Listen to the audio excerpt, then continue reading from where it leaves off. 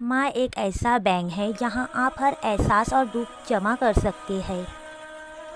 माँ की एक आदत खुदा से बहुत मिलती है, दोनों ही माफ़ कर देते हैं।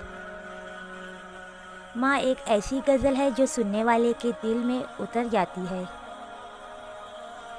मुझे नहीं पता हूर कैसी होती है, मेरे ख़्याल में मेरी माँ जैसी होती है।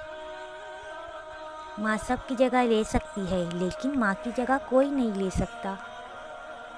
मेरी माँ ने मुझे सब कुछ सिखाया है, सिवाय इसके उसके बगैर जीना कैसे है। समंदर आँख में रख कर बैठी सोच रही हूँ, जब माएँ नहीं होती दुख किसको बताते हैं।